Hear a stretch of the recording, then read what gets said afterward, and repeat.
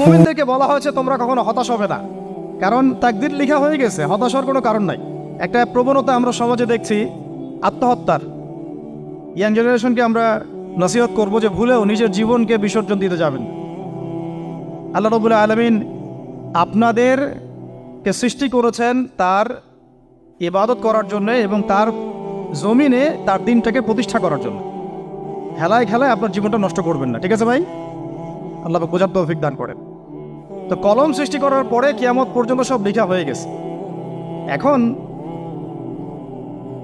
আমাদের এই পৃথিবীতে তো মানুষ ছিল না, ছিল? এদিকে মনোযোগ দেন। এই পৃথিবীতে কি আগে মানুষ ছিল? এই পৃথিবীতে আগে কি ছিল তাহলে বলেন? হ্যাঁ, মাশাআল্লাহ। এই পৃথিবীতে আগে কি ছিল? এখন ওরা নাই? সবার সাথেই কিন্তু একটা করে আছে। কমপক্ষে কয়টা করে? সবার সাথে কমপক্ষে একটা করে। আর কোন কোন জায়গা আছে যেখানে জিনের বড় বড় আখড়া আছে। পৃথিবীতে যে জায়গাগুলো থেকে ইসলাম বিরোধী অপতৎপরতাগুলো চলে, ওখানে জিনের আখড়া বেশি। কথা বুঝতে পারছেন? তো জিন জাতিকে আল্লাহ পাক ধ্বংস করে দিয়েছেন তাদের পাপের কারণ, আল্লাহ দ্রোহিতার কারণে, অবাধ্যতার কারণে। এখন আল্লাহ রাব্বুল আলামিন ইরাদা করলেন পৃথিবীতে আমাদেরকে সৃষ্টি করবেন, মানে মানুষকে সৃষ্টি করবেন। আল্লাহ পাক তার সমস্ত ফেরেশতাদেরকে একত্রিত করলেন। ঘটনাটা কিন্তু খুব ইন্টারেস্টিং। আমি জানি এখানে ওলামায়ে কেরামও আছেন, তবে আমি সবার জন্য প্রযোজ্য হয় এমন কথা বলারই চেষ্টা করছি, কারণ অনেকে হয়তো এগুলো নাও জানতে পারে। তো আল্লাহ পাকের ভাষায় আমি যদি বলি, আল্লাহ রাব্বুল আলামিন বলছেন, বা'দা আউযু বিল্লাহি মিনাশ শাইতানির রাজীম, ওয়াইয ক্বালা রাব্বুকা লিল মালাইকা ইন্নী জাইলুন ফিল আরদি খলিফা। হে নবী মুহাম্মদ সাল্লাল্লাহু আলাইহি ওয়াসাল্লাম, তুমি স্মরণ করো সেই সময়ের কথা যখন আল্লাহ তোমার রব সমস্ত ফেরেশতাদেরকে ডেকে বলেছিলেন যে ইন্নী জাইলুন ফিল আরদি খলিফা, আমি জমিনে মানে পৃথিবীতে আমার খলিফা পাঠাতে চাই। কি পাঠাতে চাই? আরো জোরে বলেন। আল্লাহ পাক বলেননি পৃথিবীতে মানুষ পাঠাতে চাই, পৃথিবীতে নতুন কোনো মাখলুক পাঠাতে চাই। আমাদেরকে আল্লাহ পাক সম্মানের শব্দে সম্মানিত করেছেন, বিশেষায়িত করেছেন। আমাদেরকে বলেছেন আমরা আল্লাহর খলিফা, আমরা আল্লাহর খলিফা। এখন আমরা আল্লাহর খলিফা, কিন্তু পৃথিবীতে মানুষ খিলাফা শব্দ সহ্য করতে পারে। হ্যাঁ, কি অদ্ভুত না? এটা কোরআনের কি শেষের দিকে আছে না প্রথম দিকে আছে? সূরা বাকারার একদম শুরুর থেকে 3টা 4টা 5টা পৃষ্ঠা উল্টালে দেখবেন এই একটা আছে। কোরআন তাহলে শুরু থেকে কখনো খুলেও দেখেনি সে ব্যক্তি। প্রমাণ হলো এটা, সে খুলেও দেখে নাই, অথবা দেখলেও সে এড়িয়ে গেছে। আল্লাহ পাক আমাদেরকে বললেন যে পৃথিবীতে আমি আমার খলিফা পাঠাতে চাই। তাহলে আদম আলাইহিস সালামকে আল্লাহ পাক মুহাব্বতের শব্দে, সম্মানের শব্দে বিশেষায়িত করলেন কি বলে? সুবহানাল্লাহ, সুবহানাল্লাহ। আর খলিফা কাকে বলে এটা আমি আপনাদেরকে বোঝাচ্ছি একটা দোয়া থেকে। এই যে গাড়িতে করে আমরা বাসা থেকে আসলাম বা যখন কোনো সফরে যাই, আমরা একটা দোয়া পড়ি, সুবহানাল্লাযী সাখখারা লানা হাযা ওয়া মা কুন্না লাহু মুকরিনিন ওয়া ইন্না ইলা রাব্বিনা লামুনকালিবুন। এতটুকু তো পড়ি নাকি?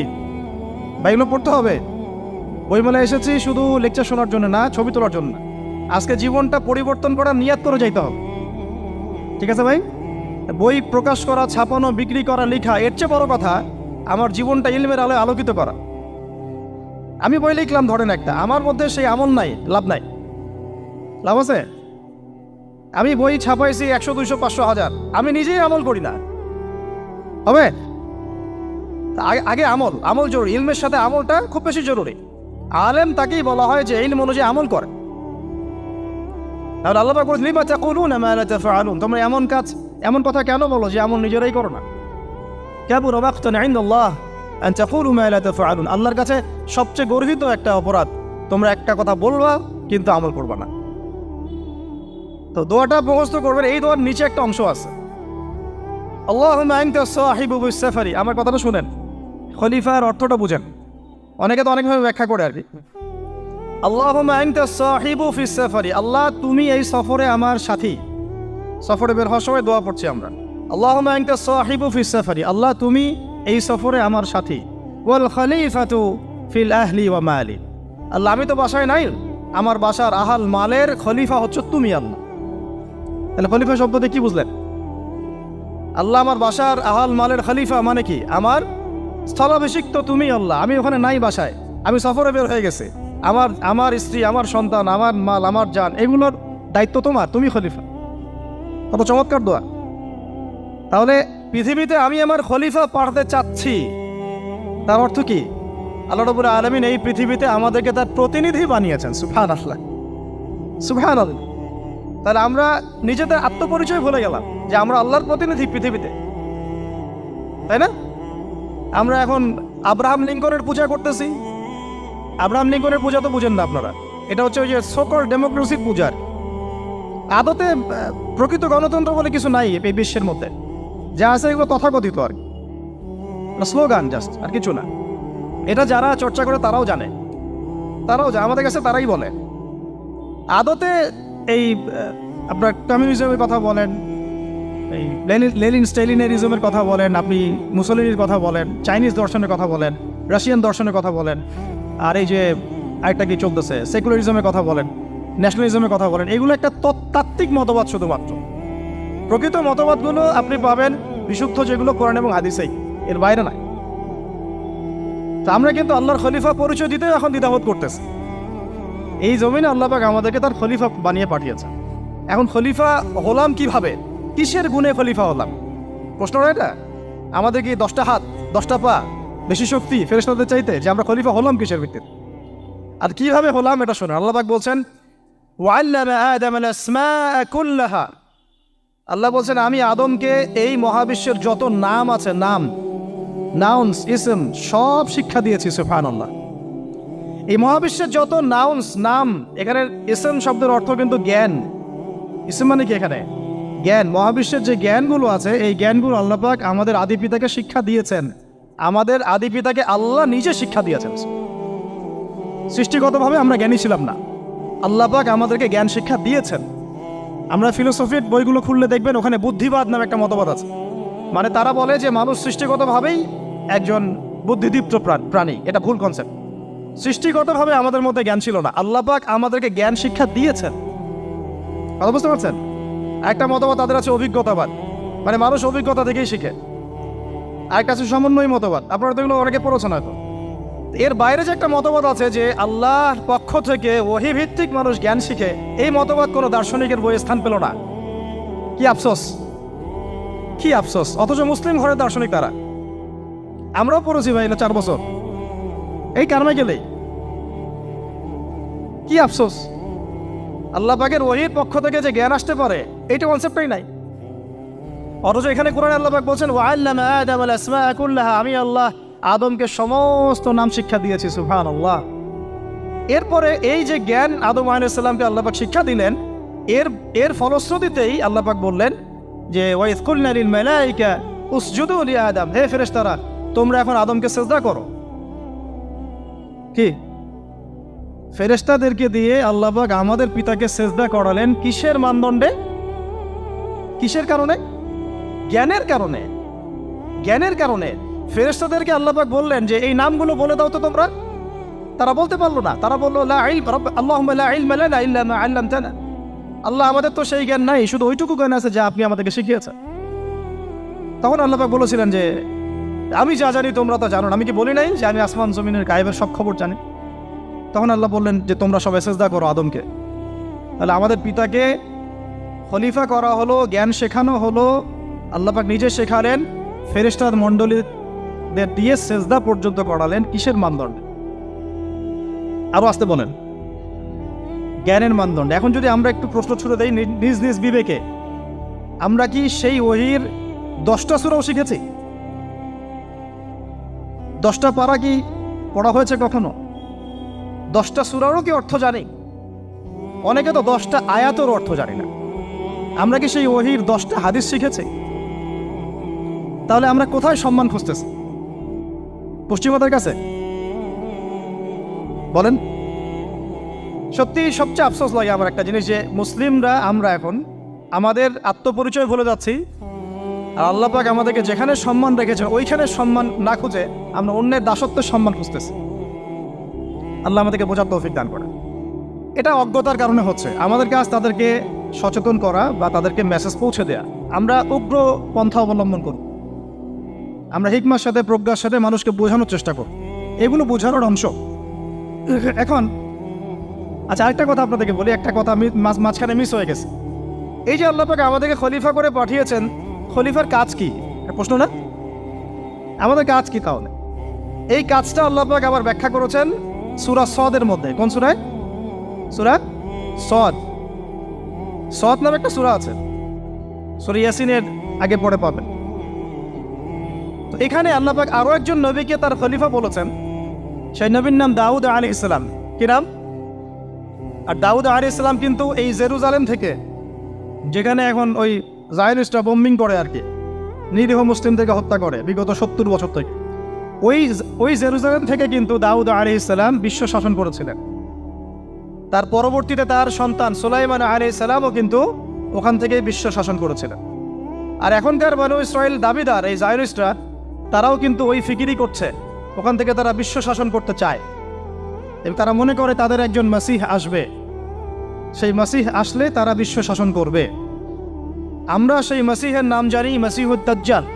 কি নাম? এই দাজ্জালকে ওরা ওদের সত্য মাসিহ মনে করে, আমরা জানি হচ্ছে মিথ্যা ভণ্ড প্রতারক মাসিহ, অথচ ওরা মনে করে এটা হচ্ছে সত্য মাসিহ। এই জায়গায় তারা ধোঁকা খাচ্ছে। অথচ সত্য মাসিহ হচ্ছেন ঈসা আলাইহিস সালাম, যিনি আবার শেষ জামানায় আসবেন এবং তার হাতেই এই মাসিহুদ দাজ্জাল মারা যাবে এবং তারপরে পুরো বিশ্বে আবার ওই খিলাফা কায়েম হবে। ওই যে খলিফা, ওটা সারা বিশ্বে কায়েম হবে। এই টাউন হলও বাদ যাবে না ইনশাআল্লাহ। এটা মানুষ মানতে চাচ্ছে না, কিন্তু মানুষ না মানলে কি? আল্লাহ পাকের নকশায় সব আঁকা আছে কখন কি হবে। কে কে কল্পনা করেছিল যে আজকে আপনারা বসে এখানে দিনের আলোচনা করবেন? কল্পনা করা যায় তো? যে শব্দগুলো আপনারা বলছেন এগুলো বললেই তো নাই গায়েব, এখন বলছেন। কেউ কি কল্পনা করেছিল যে হঠাৎ করে এমন একটা সময় চলে আসতে পারে? কেউ কিন্তু কল্পনা করেনি, আল্লাহ পাকের নকশায় ছিল। এখানে আমাদের একটা আফসোসের কথা, এখানে মাস্টার মাইন্ড আল্লাহ রাব্বুল আলামিন। প্রকৃত মাস্টার মাইন্ড কে? আমরা ক্রেডিট নেওয়ার প্রতিযোগিতায় ব্যস্ত হয়ে আছি এখন, কার কত ক্রেডিট নেওয়া যায়। এখানে একক ক্রেডিট পাওয়ার যোগ্য কেউ না, সমস্ত ক্রেডিট কার? আল্লাহ রাব্বুল আলামিন। এটা আল্লাহর সাথে গাদ্দারি করতে যায় না, তাহলে ভুলে যান। কারণ আমি বারবার বলেছি আপনাদেরকে, কোরআন থেকে একটা শিক্ষা আমরা শিখেছি, একটা কম যখন মাজলুম থাকে, দুর্বল মাজলুম জুলুমের শিকার হচ্ছে, আল্লাহ পাক সেই কমটাকে বাঁচান, কোনো না কোনো একজন ত্রাণকর্তাকে পাঠান, কোনো একটা সূরতে আল্লাহ পাক সেই কমকে বাঁচায় দেন। আবার যদি এই নিয়ামতটা পাওয়ার পরে ওই কম আবার এই জুলুম শুরু করে, আবার আল্লাহ দ্রোহিতা শুরু করে, আল্লাহ পাক তার চেয়ে বড় জালেম চাপাই দিন। কথা বুঝতে পারছেন? আল্লাহর সাথে গাদ্দারি করতে চাই না, আল্লাহ পাক আমাদেরকে বোঝার তৌফিক দান করেন। এখন খলিফার কাজটা কোথায় পাবেন? কোন সূরায় ভাই বলেন? সূরা সদে আল্লাহ পাক দাউদ আলাইহিস সালামকে খলিফা সম্বোধন করে বলছেন, ইয়া দাউদ। কি চমৎকার আহ্বান! ইয়া দাউদ, হে দাউদ, ইন্না জাআলনাকা খলিফাতান ফিল আরদ। দেখো, আমি আল্লাহ তোমাকে পৃথিবীতে খলিফা করেছি। কি করেছি? খলিফা করেছে। তোমার কাজ কি শোনো। ফাহকুম বাইনান নাসি বিল হক। বোঝার চেষ্টা করেন একজন খলিফার কাজ কি। খলিফা মানে আল্লাহর প্রতিনিধি, জমিনে যে দায়িত্বশীল, অন্য মানুষের উপরে যে দায়িত্বশীল, তার কাজ ফাহকুম বাইনান নাসি বিল হক, মানুষের মাঝে ন্যায় বিচার প্রতিষ্ঠা করবে, এটা তোমার কাজ। তাহলে এখন যারা আমরা এই জায়গায় আছি বা ভবিষ্যতে আসব, আরও কাল আগাতে থাকবে, সময় আগাতে থাকবে, নতুন নতুন নেতৃত্ব আসবে, সবার ফাংশন একটাই, ফাহকুম বাইনান নাসি বিল হক। আমাদের কাজ হবে মানুষের মাঝখানে কি করা? ন্যায় বিচার, বিচার ফয়সালার ক্ষেত্রে ইনসাফ করা, ন্যায় বিচার করা। তো ন্যায় বিচার তো এখন জাদুঘরে আছে নাকি? হ্যাঁ, কোনো কোনো ক্ষেত্রে আমরা চাই না যে ন্যায় বিচার জাদুঘরে যাক, আমরা চাই আবারও ন্যায় এবং সাম্যের সমাজ প্রতিষ্ঠা। ইনশাআল্লাহ এরপর থেকে আমরা কোনো অন্যায় সহ্য করব না। ইনশাআল্লাহ এরপর থেকে আমরা কোনো জল্লাদতন্ত্র কায়েম করতে দিব না। আমাদের যা আছে তাই নিয়ে প্রতিবাদ হবে ইনশাআল্লাহ। কারণ এখনকার প্রজন্ম প্রতিবাদের ভাষা বুঝে। এখন যদি আপনারা আবার সেই প্রাচীন জুলুমের তন্ত্রে মন্ত্রে ফিরে যান, তাহলে আল্লাহর গজব চলে আসবে, বড় গজব। তো খলিফার কাজ কি ভাই? কি কাজ বললাম বলেন? মানুষের মাঝখানে ন্যায় বিচার প্রতিষ্ঠা করা। আচ্ছা, আরো আছে, আয়াত শেষ হয় নাই। আল্লাহ পাক বলছেন ওয়ালা তাত্তাবিউল হাওয়া। আর ন্যায় বিচার করতে গিয়ে নিজের দাসত্ব মানে প্রবৃত্তির অনুসরণ করো না। ন্যায় বিচার করতে গিয়ে নিজের প্রবৃত্তির অনুসরণ করো না, মন গড়া বিধানের অনুসরণ করো না। আমার মামা, আমার চাচা, আমার খালু পার করে দিও না। প্রবৃত্তির অনুসরণ মানে কি? মন যাচাই তাই করো না। ন্যায় বিচার করতে গিয়ে আল্লাহ পাকের বিধান মেনে চলো। আর সূরা মাইদাতে আল্লাহ পাক বলেছেন আয়াত নাম্বার 44, 45, 47-এ, ওয়ামান লাম ইয়াহকুম বিমা আনজালাল্লাহ ফাউলাইকা হুমুল কাফিরুন। যারা আল্লাহ পাকের হুকুম অনুযায়ী বিচার ফয়সালা করে না তারা কাফির। 45-এ গিয়ে আল্লাহ বলছেন ওয়ামান লাম ইয়াহকুম বিমা আনজালাল্লাহ ফাউলাইকা হুমুল ফাসিকুন। যারা আল্লাহ পাকের বিধান অনুযায়ী বিচার ফয়সালা করে না এরা ফাসিক, পাপাচারী। 47 নম্বর আয়াতে গিয়ে আবার বলছেন ওয়ামান লাম ইয়াহকুম বিমা আনজালাল্লাহ ফাউলাইকা হুমুজ জালিমুন। যারা আল্লাহর হুকুম বিধান অনুযায়ী বিচার ফয়সালা করে না এরা জালেম। তো কাফেরও বলেছেন আল্লাহ, ফাসিকও বলেছেন, জালেমও বলেছেন। তাহলে বিচার ফয়সালা করার ক্ষেত্রে আল্লাহ পাকের বিধানকে সর্বোচ্চ অগ্রাধিকার দিতে হবে। নিজের প্রবৃত্তির অনুসরণ করা যাবে না। যদি করে তাহলে কি হবে? ইউদিল্লাকা আন সাবিলিল্লাহ, তাহলে এটা তোমাকে আল্লাহর রাস্তা থেকে সরায় নিয়ে যাবে। এর ফলে কি হবে? জেনে রাখো, ইন্নাল্লাযীনা ইউদিল্লুনা আন সাবিলিল্লাহ লাহুম আযাবুন শাদীদ বিমা নাসু ইয়াউমাল হিসাব। এটা পড়ে দেয়, নিশ্চয়ই যারা আল্লাহ পাকের সরল পথ থেকে বিচ্যুত হয়ে গেছে তাদের জন্যে কাল কিয়ামতের মাঠে আছে আযাবুন শাদীদ। আযাবুন শাদীদ মানে কঠিন কঠিন যন্ত্রণাদায়ক শাস্তি, এই কারণে যে তারা কিয়ামতের দিনটাকে ভুলে গিয়েছে। শাদীদ এর অর্থটা কি এটা বোঝার জন্য আপনাকে সূরা হাদীদ পড়তে হবে। কোন সূরা? আসলে কোরআনের আয়াতগুলো হচ্ছে আকাশের তারার মতো। তারা দেখবেন আকাশের, তারা দেখাও সুন্নত। ইসলাম তো রসকসহীন ধর্ম না রে ভাই, সবকিছুই আছে এখানে। আসলে আমরা জানি না বলে আমরা মনে করি যে এখানে কোনো বিনোদনই নাই, তাই না? এই গান বাজনা না করলে কি হয়? মন শান্তি হয়? এরকম একটা ভাব। যদি আপনি কোরআনের ভিতর ঢুকে যান, আপনার হৃদয়ে এমন নূর আসবে, এমন তৃপ্তি আসবে যে ওগুলো আপনার শুনতে ইচ্ছা করবে না। আপনি কান বন্ধ করে ফেলবেন, নিজেই বলতেই হবে না। এখন কিছু নতুন ইসলামিস্ট আসছে, তারা এগুলোকে ইসলামের অন্তর্ভুক্ত বলে মনে করার দাবি করতেছে যে এগুলো তো নিষেধ নাই, এগুলো তো নিষেধ করা হয় নাই। কতটুকু জানেন ইসলাম সম্পর্কে আপনি? না জেনে কেন কথা বলেন? নবী সাল্লাল্লাহু আলাইহি ওয়াসাল্লাম রাস্তা দিয়ে হাঁটছেন, ওই সময় তো অনেক পূজা অর্চনা ইত্যাদি হতো মক্কায়। তো এখানে ঢাকঢোলের শব্দ আসছে। নবী সাল্লাল্লাহু আলাইহি ওয়াসাল্লাম নিজের 2 আঙ্গুল কানের মধ্যে ঢুকিয়ে দিলেন, দিয়ে পাশে একজন সাহাবী তাকে জিজ্ঞাসা করছেন হাঁটতে হাঁটতে হাঁটতে হাঁটতে, তুমি কি এখন আওয়াজ শুনতে পাচ্ছ? সাহাবী বলেন, না ইয়া রাসূলুল্লাহ, এখন আওয়াজ শুনতে পাচ্ছি না। তখন তিনি কান বের করলেন। এটা নবীর সুন্নত। আর আমরা নবীর সুন্নতকে উল্টাই দিচ্ছি কিভাবে দেখেন, আমাদের কানেই এখন ইয়ারফোন। উনি যেটা শুনে কান বন্ধ করতেন ওইটা আমরা কানে ঢুকায় রাখছি একবার। আল্লাহ আমাদেরকে বোঝার তৌফিক দান করেন। দেখেন, আমরা তো সবাই পাপী। আমার মনে হয় না আমরা কেউ নবী সাল্লাল্লাহু আলাইহি ওয়াসাল্লামের সুপারিশ ছাড়া পার পাবো, এমনটা মনে হয় না আমার। সবাই পাপী, আপনি আমি আমরা সবাই। তো যে নবীর সুপারিশ আমরা প্রত্যাশা করছি, সেই নবীর সুন্নতকে যদি এইভাবে অবজ্ঞা করতে থাকি তাহলে কি সুপারিশ পাবো ভাই? কি মনে হয় আপনাদের? অ্যাটলিস্ট সুন্নতকে তো সম্মান করতে হবে নাকি? আল্লাহ বোঝার তৌফিক দান করেন। আমি তাহলে যেটা বলছিলাম যে আল্লাহ পাকের বিধান অনুযায়ী বিচার ফয়সালা করতে হবে, এটা খলিফার কাজ। ন্যায় বিচার করতে হবে মানুষের মাঝখানে, এবং নিজের প্রবৃত্তির অনুসরণ করা যাবে না, তাহলে আল্লাহর পথ থেকে দূরে সরাই দেবে। এখানেই বললাম শাদীদ বুঝতে গেলে আপনাকে কোন সূরা পড়তে হবে? সূরা হাদীদ। আকাশের তারার কথা কেন বললাম? যে আকাশের তারাগুলো যদি মেলাতে পারেন দেখবেন বিভিন্ন শেপ তৈরি হয়। প্রত্যেকটা তারার অবস্থানের গাণিতিক একটা ব্যাখ্যা আছে। যারা অ্যাস্ট্রোনমি নিয়ে পড়াশোনা করেন তারা জানেন, এগুলো সবাই জানবেন না। প্রত্যেকটা তারাকে আল্লাহ পাক এত সূক্ষ্মভাবে স্থাপন করেছেন যে যদি সামান্য একটু ডানে বামে এগুলো সরে যায়, মহাবিশ্বের এই স্থিতিশীলতা নষ্ট হয়ে যাবে। এবং এটার কসমও আল্লাহ পাক কোরআনে করেছেন সূরা ওয়াকিয়ার মধ্যে। কোন সূরা? সূরা ওয়াকিয়াতে আল্লাহ পাক বলেছেন, ফালা উকসিমু বিমাওয়াকিইন নুজুম। আমি তারার অবস্থান স্থলের স্থিতির কসম করে বলছি। আল্লাহ পাক এর কসম করেছেন। কত গুরুত্বপূর্ণ জিনিস, ঠিক আছে? তো পরেরগুলো বললাম না। সূরা হাদীদ কেন পড়বেন? সূরা হাদীদ আল্লাহ পাক বলেছেন যে ওয়ানজালনাল হাদীদা ফীহি বাসুন শাদীদ। এই যে শাদীদ বোঝাতে গিয়ে হাদীদে আসছে। আল্লাহ পাক বলছেন যে আমি আল্লাহ পৃথিবীতে আসমান থেকে লোহা নাজিল করেছি।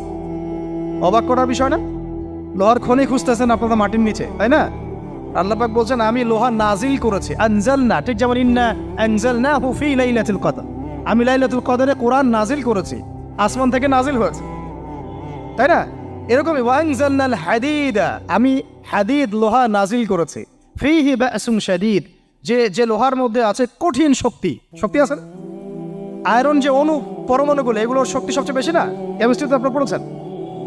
তাহলে এখন আল্লাহ পাক বলছেন কিয়ামতের দিন তাদের জন্য আযাবুন শাদীদ, যারা আল্লাহ পাকের খলিফার দায়িত্ব পালন করবে না, যারা খলিফার দায়িত্ব পেয়েও ন্যায় বিচার করবে না, ইনসাফ করবে না, প্রবৃত্তির অনুসরণ করবে, ঠিক আছে, আল্লাহর পথ থেকে বিচ্যুত হয়ে যাবে, তাদের জন্য কিয়ামতের মাঠে এই শাস্তি আছে। তাহলে আমরা কি খলিফা শব্দ বুঝতে পারলাম? আমাদের পিতা যে খলিফা, এটা কি বুঝতে পারলাম? তাহলে এখন বলেন তো, প্রত্যেক নবী কি আল্লাহর খলিফা ছিলেন না? ছিলেন কি না? প্রত্যেক নবী কি আল্লাহর বিধান দিয়ে বিচার ফয়সালা করেন নাই? মানুষের মাঝখানে ইনসাফ করেন নাই?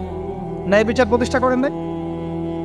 এরপরে সাহাবায়ে কেরামের যুগে তারা কি ন্যায় বিচার প্রতিষ্ঠা করেন নাই? তাহলে হঠাৎ করে কি হলো বিশ্ববাসীর মধ্যে যে একেবারে কোরআন হাদিস এর মৌলিক বিষয়গুলো, এগুলো সব পাশ কাটিয়ে আমরা মানব রচিত বিধানগুলোর দিকে চলে গেলাম? রহস্যজনক না বিষয়টা? এটা হচ্ছে দাজ্জালীয় একটা শাসন আসতেছে সামনে। দাজ্জাল নিজেকে খোদা বলে দাবি করবে এবং সে সমস্ত মানব জাতিকে বোঝাবে যে সেই খোদা, নাউযুবিল্লাহ। সে অনেক ভেলকি দেখাবে, মানুষকে তার দিকে টেনে নিয়ে আসবে, এমনকি সে এক হাতে জান্নাত এক হাতে জাহান্নাম নিয়ে করবে। নবীজি বলেছেন যে তার জান্নাতে প্রবেশ করবে ওটাই তার জাহান্নাম, আর যে তার জাহান্নামে প্রবেশ করবে সেটাই হচ্ছে জান্নাত। তাহলে পুরো বিশ্ববাসীকে আল্লাহ থেকে দূরে সরিয়ে একটা গডলেস ওয়ার্ল্ডে রূপান্তরিত করার একটা তৎপরতা চলছে, লক্ষ্য করতেছেন না? এটা মূলত আপকামিং যে দাজ্জালীয় সভ্যতার ভবিষ্যৎবাণী নবীজি করেছেন, এই দিকেই ওয়ার্ল্ড যাচ্ছে আস্তে আস্তে ওই দিকে যাচ্ছে। তবে নবীজি এটাও বলেছেন সাল্লাল্লাহু আলাইহি ওয়াসাল্লাম যে আমার উম্মতের মধ্যে একটা তয়ফা, একটা দল, কিছু মানুষ সবসময় হকের উপর অটল থাকবে ইনশাআল্লাহ, কিন্তু তাদের সংখ্যা হবে খুব কম। এখন আমাকে আপনারাই বলেন যে ওই হকের উপর অটল থাকতে হলে আমার সেই জ্ঞান লাগবে কি লাগবে না? বলেন। যেই জ্ঞান আমাদের পিতাকে শেখানো হয়েছে, দেখবেন প্রত্যেকটা মানুষের মধ্যে কিছু প্রতিভা আছে, সৃজনশীলতা আছে, আছে না? একটা বুদ্ধিদীপ্ত একটা তাড়না মানুষের ভিতরে কাজ করে। এটা কোত্থেকে আসছে জানেন? আমাদের পিতার ডিএনএ থেকে আসছে। আমাদের পিতার ডিএনএ থেকে, আমরা কিন্তু সবাই তার সন্তান। এরপরে পৃথিবীতে মানুষ পাপাচারে যখন লিপ্ত হলো প্রচণ্ড রকম, তখন নূহ আলাইহিস সালামকে আল্লাহ পাক পাঠান এবং তিনি প্রায় 950 বছর দাওয়াতের কাজ করলেন, 40টা বা 80টা পরিবার ইসলাম কবুল করল। তখন আল্লাহ পাক এই মুমিনদেরকে বাদ দিয়ে সবাইকে গারদ করে দিলেন, ধ্বংস করে দিলেন। মানে আমরা যারা পৃথিবীতে এখন বেঁচে আছি, যে আপনি আমি, আপনাদের নাম আমি জানি না, আমরা যারা বেঁচে আছি, আমরা কিন্তু কোনো না কোনোভাবে ওই 40 বা 80 পরিবারের সন্তান। আমরা আত্মীয়, কিন্তু আমরা সবাই কিন্তু আত্মীয়, জানেন? 40টা বা 80টা পরিবার বাদ দিয়ে বাকি সব মানুষকে আল্লাহ পাক ধ্বংস করে দিয়েছিলেন নূহ আলাইহিস সালামের মহাপ্লাবনে। ঘটনা জানেন না? 40 বা 80টা পরিবারকে বাদ দিয়ে বাকি সবাইকে আল্লাহ পাক ধ্বংস করেছেন ওই মহাপ্লাবনে। তাহলে এখন এই বিশ্বে যত মানুষ আছে তারা কয়টা পরিবারের সন্তান? ওই 40-80। আমরা কোনো না কোনোভাবে একে অপরের আত্মীয় হই, মুসলিম অমুসলিম সবাই, মুসলিম অমুসলিম সবাই। আমরা যে অসাম্প্রদায়িকতার কথা বলি না, এই শব্দটাকে ভালো অর্থে নেওয়া যায়। কি অর্থে? অন্যান্য ধর্মাবলম্বী মানুষ যারা, তারা তাদের ধর্ম স্বাধীনভাবে পালন করবে, কোনো সমস্যা নেই, আমরা তাদের এই কাজে বাধা দিতে যাব না। একইভাবে আমরা আমাদের ধর্ম স্বাধীনভাবে পালন করব, তারা এখানে কোনো বাধা দিতে পারবে না। সিম্পল। তারা তাদের উৎসব তাদের মতো পালন করবে, আমরা আমাদের উৎসব আমাদের মতো পালন করব। না আমি মূর্তি পাহারা দিতে যাব, আর না আমি মূর্তি ভাঙতে যাব। সিম্পল। আমি পাহারাও দিতে যাব না, ভাঙতেও যাব না। সিম্পল। আমরা কি কুরবানিতে তাদেরকে বলতে পারবো ভাই আসেন আমার বাসায় দাওয়াত খান? এটা হয় কখনো? লাকুম দীনুকুম ওয়ালিয়া দিন, আপনাদের দিন আপনাদের, আমাদের দিন আমার। সিম্পল। এই অর্থে ঠিক আছে, কিন্তু সব ধর্ম মিলে যে নতুন ধর্ম বানানোর চেষ্টা করা হচ্ছে বাংলাদেশে, এটা ঠিক নাই। এটা শুভঙ্করের ফাঁকি। সব ধর্ম মিলে নতুন ধর্ম করার কোনো সুযোগ নাই। আমরা সবাই এক পরিবারের সন্তান। এখন আমাকে বলেন, নূহ আলাইহিস সালামের একটা ছেলে ছিল, নাম জানেন? কি নাম বলেন? কে? না, মাশাআল্লাহ। কয় ছেলে ছিল তার? হ্যাঁ না, মূলত চারজন সন্তান থেকে বড় বড় চারটা গোত্র সৃষ্টি হয়েছে। শাম এক সন্তানের নাম কি? এটাকে কেন্দ্র করে এই যে সিরিয়ান কন্টিনেন্টে, পুরো প্যালেস্টাইন, সিরিয়ান, অ্যারাবিয়ান কন্টিনেন্টে যত মানুষ তার বংশধর। ঠিক আছে? হাম একটা সন্তানের নাম হাম। এখান থেকে আফ্রিকার যে কালো কালো মানুষগুলো সব তাদের বংশধর। একটা হচ্ছে ইয়াফাস, ইউরোপিয়ান যারা সাদা চামড়া সব এদের বংশধর। আরেকটা যে কেনান। এই ছেলেটা কি বলেছিল? বাবা ডাকছে নৌকায় আসো তাড়াতাড়ি, নৌকায় আসো তাড়াতাড়ি, না হলে আজকে আল্লাহ পাক আযাব দিয়ে ধ্বংস করে দিবে। সে নবীর সন্তান হওয়ার পরেও আল্লাহ প্রদত্ত ওহীর জ্ঞানকে মূল্যায়ন না করার কারণে ধ্বংস হয়ে গেল। আর ওই 40টা বা 80টা পরিবার নাজাত পেল কিভাবে? আল্লাহর পক্ষ থেকে নাজিলকৃত ওহীর জ্ঞানকে প্রাধান্য দিয়ে আনুগত্য করে। তাহলে কোন জ্ঞানকে আমরা প্রাধান্য দিব ভাই? আমি বলছি না যে আমরা দুনিয়াবী জ্ঞানগুলোকে শিখবো না, ওই প্রসঙ্গে আমি একটু পরে আসছি যে আমরা শিখবো এবং কিভাবে শিখবো, কতটুকু শিখবো। আগে এই অংশটুকু শেষ করি। ঠিক একইভাবে আপনারা কি আদ জাতির নাম জানেন? আদ, সামুদ। ওই যে সৌদি আরব এখন যেখানে লাইন বানাচ্ছে, লাইন প্রজেক্ট, ওই আল-ওলা বলে, আল-ওলা লাইন প্রজেক্ট বানাচ্ছে, দেখবেন অনলাইনে। ওই জায়গা দিয়ে নবী সাল্লাল্লাহু আলাইহি ওয়াসাল্লাম তাবুক যুদ্ধের সময় গিয়েছিলেন। যাওয়ার সময় তিনি বলেছিলেন, তোমরা মাথা নিচু করে কান্নাকাটি করতে করতে এখান থেকে অতিক্রম করো। সাহাবীরা মাথার উপর কাপড় দিয়ে কান্নাকাটি করতে করতে জায়গাটা পার করেছেন, কারণ ওই জায়গায় সামুদ জাতি ছিল যাদেরকে ধ্বংস করা হয়েছে। ওটা হচ্ছে এখন পর্যটন স্পট। সুবহানাল্লাহ। তো আদ এবং সামুদ জাতিকে আল্লাহ পাক ধ্বংস করলেন, কিন্তু তাদেরকে করেন নাই যারা ওহীর জ্ঞানকে প্রাধান্য দিয়েছেন। ইব্রাহিম আলাইহিস সালাম কোন জ্ঞানের বদৌলতে আল্লাহকে চিনলেন? মানব রচিত জ্ঞান নাকি আল্লাহর পক্ষ থেকে নাজিলকৃত জ্ঞান? বলেন। মূসা আলাইহিস সালাম কোন জ্ঞানের বদৌলতে ফিরআউনের মতো এই যে কি বলবো প্রতাপশালী একজন শাসকের সামনে দাঁড়িয়ে বুক ফুলিয়ে ইসলামের দাওয়াত দিলেন? কোন জ্ঞানের আলোকে? ওহীর জ্ঞান। আর ওহীর জ্ঞান যখন নাজিল করা হয়েছে তখন তিনি দোয়াটা পড়ছিলেন, রব্বি ইশরাহ লি সাদরি ওয়া ইয়াসসির লি আমরি ওয়াহলুল উকদাতাম মিন লিসানি ইয়াফকাহু কওলি। প্রত্যেক নবী, ইউসুফ আলাইহিস সালাম কারাগারে 12 বছর থেকেছেন। কত বছর? 12 বছর। আমাদের অনেক ভাই এরকম 5 বছর, 7 বছর, 10 বছর, 12 বছর থেকেছে আছে। এমনও মানুষ আছে, এখন বলা যায় তাই বলি, যে ওই যে একটা শব্দ শুনেছেন আয়না ঘর, ওখানে দীর্ঘদিন ছিল, তারপরে নাই, কোথায় গেছে আল্লাহই ভালো জানে। ইউসুফ আলাইহিস সালামও এরকম কারাগারে ছিলেন। কত বছর? 12 বছর। কিন্তু আল্লাহ পাক তাকে এমন একটা জ্ঞান শিক্ষা দিয়েছিলেন, তিনি স্বপ্নের ব্যাখ্যা বলতে পারতেন, যে কোনো স্বপ্নে। রাজা স্বপ্ন দেখলেন যে 7টা গাভী, জীর্ণ শীর্ণ গাভী, মোটা তাজা গাভীকে খেয়ে ফেলছে, স্বপ্নের ব্যাখ্যা কেউ দিতে পারেন। কিন্তু ওই জেলখানায় 2জন ছাড়া পাওয়া মানুষ, ছাড়া পাইছে 2জন আর কি, 2জনের মধ্যে একজন বেঁচে আছে, একজন নাই। মানে 2জন বসে বসে ইউসুফ আলাইহিস সালামকে বলছিলেন যে আমরা একটা স্বপ্ন দেখলাম যে আমার মাথায় রুটি আছে, পাখি এসে রুটি খেয়ে ফেলছে। আর আমি স্বপ্ন দেখলাম যে আমি শরাব পান করাচ্ছি, ব্যাখ্যা কি ইউসুফ? তোমাকে সত্যবাদী বলে জানি।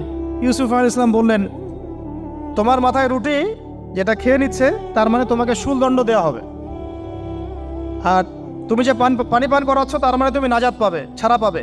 হলেও তাই। আর যে নাজাত পাবে তাকে ইউসুফ আলাইহিস সালাম বলে দিলেন যে তুমি রাজদরবারে গিয়ে আমার কথা বলো, আমার কথা আলোচনা করো। তো সে ভুলে গিয়েছিল। পরে যখন এই স্বপ্নটা দেখলো বাদশা, তখন বাদশা সবাইকে ডাকলো, ডেকে বললো যে এই গাভীর স্বপ্নের ব্যাখ্যা কি? তখন এই ব্যক্তির মনে পড়ছে, আরে ইউসুফ তো ব্যাখ্যা দিতে পারে। সে গিয়ে ইউসুফ আলাইহিস সালামকে ডেকে নিয়ে আসতেছে যে এই রাজা স্বপ্ন দেখছে, ব্যাখ্যা কি? স্বপ্ন কিন্তু আপনার কাছে শুনে একটা স্বাভাবিক মনে হচ্ছে, আরে গাভীর আবার স্বপ্নের কি ব্যাখ্যা? তখন ইউসুফ আলাইহিস সালাম ব্যাখ্যা দিলেন যে 7 বছর ফসল ফলবে আপনাদের এলাকায়, তারপরের 7 বছর হবে দুর্ভিক্ষের সময়। কিসের সাথে কিসের ব্যাখ্যা? এই জ্ঞান কে শিখালেন তাকে? এই ইন্টারপ্রিটেশনের জ্ঞান কে শিখালেন? তাহলে জ্ঞানের মূল উৎস কে? আমার কথা বলার উদ্দেশ্য কি বুঝতে পারছেন? যত জ্ঞান তার মূল উৎস কে? স্বপ্ন একটা জ্ঞান, যদি সেটা সত্য হয়। আর জেনে রাখবেন, কিয়ামতের আগে আগে মুমিনদের স্বপ্ন বেশি বেশি সত্য হবে। ঠিক আছে? মূসা আলাইহিস সালামকেও সেই আল্লাহই জ্ঞান শিক্ষা দিলেন। ঈসা আলাইহিস সালাম এই কুষ্ঠরোগীর গায়ে হাত বুলালে ভালো হয়ে যায়। হ্যাঁ, অন্ধ ব্যক্তির মানে চোখে হাত বোলালে ভালো হয়ে যায়। এমনকি মৃত ব্যক্তিকে তিনি বলছেন কুম বিইজনিল্লাহ, আল্লাহর হুকুমে দাঁড়িয়ে যাও, দাঁড়িয়ে গেল। এই জ্ঞান কে দিয়েছেন তাকে? দাউদ এবং সুলাইমান আলাইহিস সালাম এই যে পশু পাখির ভাষা বোঝেন, সুলাইমান আলাইহিস সালাম পিঁপড়ার ভাষাও বোঝেন। আপনাদের সায়েন্স কি পিঁপড়ার ভাষা বোঝে? হ্যাঁ, আমরা তো এখন সায়েন্সকে সব কিছুর মানদণ্ড মনে করি, তাই না? সায়েন্স যদি বলে হ্যাঁ তাহলে হ্যাঁ, না বললে না। মানে এমন একটা ভাব, দেখেন সায়েন্সকে আমরা ইলাহ বানাইছি, ইলাহ, উপাস্য। সায়েন্স যদি বলে যে পৃথিবী থেকে অমুক অমুক কোটি কোটি আলোকবর্ষ দূরে একটা গ্রহের সন্ধান পাওয়া গেছে, নাম দিল ধরেন যে আলফা এক্স ওয়াই জেড কিছু একটা, ওখানে হুড়পড়ি আছে, হ্যাঁ ওখানে দুধের সাগর আছে, মধুর সাগর আছে, তো মানুষ তখন বিশ্বাস করা শুরু করবে হ্যাঁ হ্যাঁ তাই তো, তাই থাকতেই পারে। নাসা বলেছে না হয়ে পারে, নাসা মন্তব্য করেছে না হয়ে পারে। ওরকম যদি বলে অনেক দূরে একটা আগুনের একটা বিশাল ইয়া পাওয়া গেছে, গ্রহ পাওয়া গেছে, ওখানে আযাব দেওয়া হয়, শাস্তি দেওয়া হয়, ওখানে অন্য মাখলুক আছে, ওদের ভাষায় এলিয়েন আর কি, মানুষ বিশ্বাস করে। কিন্তু আল্লাহ পাক কোরআনে বলছেন যে সুলাইমান আলাইহিস সালাম পিঁপড়ার ভাষাও বুঝতেন, ওই কথা বিশ্বাস করতে চাচ্ছে না। সুলাইমান আলাইহিস সালাম বাতাসে ফ্লাই করতে পারতেন, এটা বুঝতে পারতেছে না, বিশ্বাস করে না। তাহলে ওই প্রযুক্তি না থাকলে এয়ারক্রাফট কিভাবে আবিষ্কার করলেন? যে প্রযুক্তিগুলো পৃথিবীতে চলে গেছে ইতিমধ্যে, ওগুলো ভবিষ্যতেও আসতে পারে। যেমন একটা প্রযুক্তির কথা বলি, সুলাইমান আলাইহিস সালাম বসে আছেন, একজনকে বললেন না সাবার রানী বিলকিসের সিংহাসন কে নিয়ে আসতে পারবে? একজন বললো যে আপনি উঠে দাঁড়াইতে যতক্ষণ সময় লাগে এর মধ্যে নিয়ে আসুন। উনি বললেন যে হবে না, এটাতে হবে না, তুমি স্লো, তুমি 3G 4G না, এত স্লো স্পিডে আমার হবে না। এই কথা বলেন নাই, মজা করলাম আর কি। আমাদের ইউটিউবাররা আবার এই অংশ কাট করে আবার প্রচার করে দিতে পারে। দেখেন কিসের সাথে কি ব্যাখ্যা করলো। কোরআনকে 3Gর সাথে তুলনা করলেন আবু তহাদ না, ব্যাস কাম সারা দেশে ওইটাই ইস্যু তখন। মহা মুসিবত, মানে বাঙালি জাতির মধ্যে দিন প্রচার করা। আমাদের সালাফদের ভাগ্য ভালো যে তারা আগেই, মানে এই প্রযুক্তি আসার আগেই দুনিয়া থেকে তারা চলে গেছে। মুশকিল না, যত ইস্যু এগুলোর কারণেই সৃষ্টি হয়। তো যাই হোক, প্রসঙ্গে আসি, কোথায় ছিলাম ভাই, যে কথা হারায় ফেললাম। হ্যাঁ, আরেকজন বললেন যে না, আপনি চোখের পলক ফেলতে যতক্ষণ লাগে এর মধ্যে দেখবেন সিংহাসন সামনে। সুবহানাল্লাহ, কি প্রযুক্তি বলেন! এই প্রযুক্তির সামনে কি বিশ্ববাসী যেতে পেরেছে? দেখেন সুলাইমান আলাইহিস সালামের বাতাসে ফ্লাই করাটা কিন্তু এখন পৃথিবীতে খুব কমন হয়ে গেছে। আমরা সবাই ফ্লাই করতেছি বাতাসে, তাই না? যদি আপকামিং কোনো সময় আপনি দেখেন যে এইরকম চোখের পলকেই একটা বস্তু আরেকটা জায়গা থেকে এক জায়গায় চলে আসতেছে, আমি অবাক হব না ইনশাআল্লাহ। কারণ কোরআনে অতীতে এই ঘটনার দলিল আছে। বুঝাতে পারতেছি না? এক কথায় সমস্ত জ্ঞানের মূল উৎসকে। এরপরে আসেন, অত আর লম্বা করছি না, আমাদের নবী মুহাম্মদ সাল্লাল্লাহু আলাইহি ওয়াসাল্লাম আসেন, আমরা তো তার উম্মত। 23 বছরে, একটু মনোযোগ দেন, এটা আলোচনার লাস্ট পার্ট, ঠিক আছে?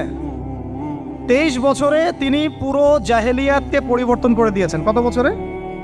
23 বছর। আপনারা কি জানেন যে আইয়ামে জাহিলিয়াতে আসলে কি কি সমস্যা ছিল? কেন ওই যুগটাকে আমরা জাহিলিয়াত বলি?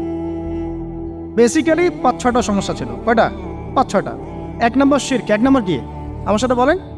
শিরক আমাদের ওয়ার্ল্ডে নাই, এটা তো গ্লোবাল শিরক চলতেছে এখন।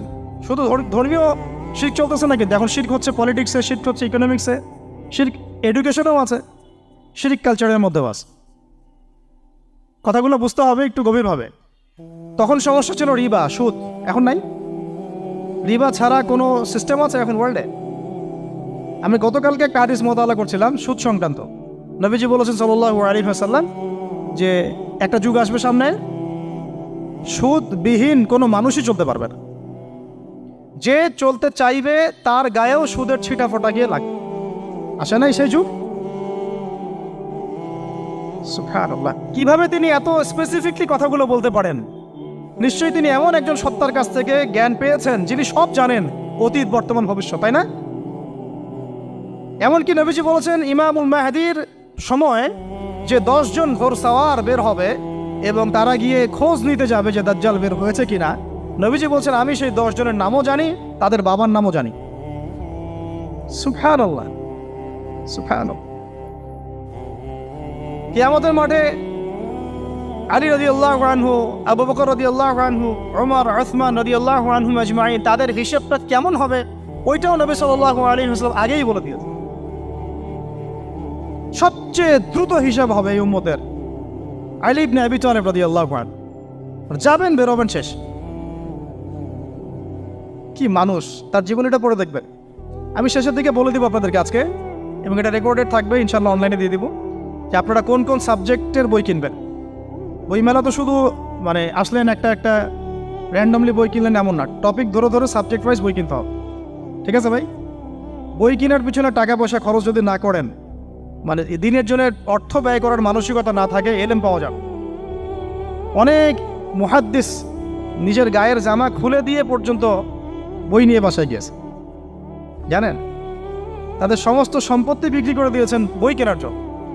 আজকে সকালে আমাদের এক ভাই মজাকারা করছিলেন যে আমারই এক ওস্তাদ, বাংলাদেশের অনেক বরেণ্য একজন আলেমে দিন, প্রবীণ আলেমে দিন, তার কথা আলোচনা হচ্ছিল যে তিনি কিতাব পড়তে পড়তে পড়তে হঠাৎ একটা কিতাব তিনি খুঁজে পাচ্ছেন না।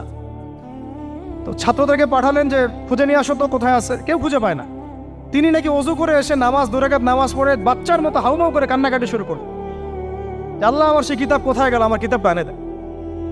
তলাবুল ইলম কাকে বলে দেখেন, ইলমের তালেব, ইলমের ছাত্র কাকে বলে? এই যে ইলমের ছাত্র, আমরা কি ছাত্র হইতে পারছি? একটা বইয়ের দাম যদি দেখি 100 টাকা, বাস আমাদের গায়ে লাগে। 100 টাকা দিয়ে তো আপনার গার্লফ্রেন্ডকে নিয়ে বসতে গায়ে লাগে না, বসলে তো 500 টাকা চলে যায়। আর এখনকার মেয়েরা তো খায়ও বেশি ডেটিংয়ের সময়, আনটি, তাই না? অনেকে দেখা যায় যে এটাকেই প্রফেশন বানায় ফেলছে না। জিনা থেকে বাঁচতে হবে, জিনা থেকে বাঁচতে না পারলে কলবে আল্লাহ নূর আসবে না। আল্লাহ পাক আমাদের কথাগুলো বোঝার তৌফিক দান করেন, আমিন। জিনা, আবার বলছি, জিনা থেকে বাঁচতে হবে, অন্যথায় কলবে নূর আসবে না। আল্লাহ পাক আমাদেরকে বোঝার তৌফিক দান করেন, আমিন। কোথায় ছিলাম ভাই? বলেন। 1 নাম্বার কি ছিল? শিরক। 2 নাম্বার রিবা, সুদ। ওইটা বলতে গিয়ে হাদিসটার কথা বলেছিলাম। এই সুদটা কি এখন বেশি না কম? এখন সুদ মানুষ খাচ্ছে, যুক্তিও দিচ্ছে যে এই যুগে এখন সুদ না খাইলে কি চলে। একদিন একটা মসজিদে বয়ান করছিলাম, তো মসজিদে বয়ানের মাঝখানে একজন দাঁড়ায় গেল, দাঁড়ায় আমাকে বলছে যে উস্তাদ, হুজুর বুঝলাম আপনার সব কথা ঠিক আছে, এখন আমার 1 লাখ টাকা ধার লাগবে, আমি কোত্থেকে নিব? বলেন, আসলে উত্তর দিবেন কি? হ্যাঁ, সুদের ক্ষতিকর বিষয়গুলো যেমন বলতে হবে, সুদবিহীন ব্যাংকিং সিস্টেম এবং অর্থনৈতিক ব্যবস্থাও তো চালু করতে হবে। সেটা কি? সেটা হচ্ছে যাকাত। সেটা কি? যাকাত, সাদাকা এবং কর্জে হাসানা, এগুলো তো চালু করছি না আমরা শুধু কথা বলছি তাত্ত্বিক যে সুদ হারাম। আমিও তো অনেক জায়গায় বলছি, কারণ বলতে হচ্ছে, না আপনারা জানাতে তো হবে। সুদের পাপের সবচেয়ে নিম্ন শাখা হচ্ছে মায়ের সাথে জেনা করা, সর্বোচ্চ শাখা হচ্ছে আল্লাহ এবং তার রাসূলের সাথে যুদ্ধ করা। একটা হাদিস বুখারীতে এরকমও আসছে, বুখারীতে কি তিরমিজিতে, আমি রেফারেন্সটা বলে যাচ্ছি, তবে হাদিসটা সহিহ। নবী সাল্লাল্লাহু আলাইহি ওয়াসাল্লাম বলেছেন, যে ব্যক্তি 1 দিরহাম সুদ খায় সে যেন 36 বার জেনা করে। আর আপনারা তো জানেন, এটা আমার বলার দরকার নাই, 4 শ্রেণীর মানুষকে নবীজি অভিশাপ দিয়েছেন, যে নিজে খায়, তারপরে যে সুদ দেয়, যে লিখে রাখে, যে সাক্ষী থাকে। আমি বলতে যাচ্ছি, আইয়ামে জাহিলিয়াতে এই সুদটা ছিল, আমাদের এই বর্তমান ওয়ার্ল্ড অ্যাফেয়ার্সে নাই। বাংলাদেশ একটা কান্ট্রি হিসেবে চিন্তা করবেন না, আপনি গ্লোবালি চিন্তা করবেন, কারণ এখন একটা দেশ স্বতন্ত্রভাবে চলতে পারে না। ওয়ার্ল্ড ব্যাংকের সাথে আপনাকে ডিল করতে হবে, IMF এর সাথে। আমি যদি প্রেসিডেন্ট হই, তা আমাকে করতে হবে, আপনি হলে আপনাকে করতে হবে। তো কথা বলে তো শুধু কথা বলে লাভ নাই, আপনার বিকল্পটা কি? আসলে বিকল্প ব্যবস্থাটা কি? এটা তো মূল কথা। ইকোনমিক্স নিয়ে কতগুলো কিতাব আছে এখানে, ইসলামিক ইকোনমিক্স নিয়ে আমরা কতগুলো কিতাব ছাপাইছি, বর্তমান ওয়ার্ল্ড অ্যাফেয়ার্স নিয়ে আমরা কতগুলো কিতাব ছাপাইছি। নবী সাল্লাল্লাহু আলাইহি ওয়াসাল্লাম বলেছেন, শেষ জামানার সবচাইতে আমার উম্মতের উপর ভয়াবহ ফিতনা হচ্ছে মাসিহুদ দাজ্জাল। কি নাম বলেন? এখন আপনি আমাকে মাদ্রাসার পুরো সিলেবাসে কন্টেন্টে আমাকে দাজ্জাল নিয়ে একটা ফ্যাকাল্টি দেখান, আছে? কয়টা কিতাব আছে? সবচেয়ে ভয়াবহ ফিতনা নবীর মুখে, নিজের মুখে বল, সবচেয়ে ভয়াবহ, এর চেয়ে ভয়াবহ কোনো ফিতনা আসে নাই, আসবেও না। তো এখন আপনি আমাকে বলেন যে এই ফিতনা সংক্রান্ত কতগুলো কিতাব আপনার কাছে আছে বাসায়, বলেন। তাহলে গ্যাপস আছে না আমাদের মধ্যে? গ্যাপ ফিল আপ করতে হবে। কথাগুলো বলার উদ্দেশ্য হচ্ছে গ্যাপটা ফিল আপ করা। তো এই রিবার সমস্যাটা এখনও আছে। আল্লাহ পাক আমাদেরকে রিবা মুক্ত জিন্দেগি দান করে না।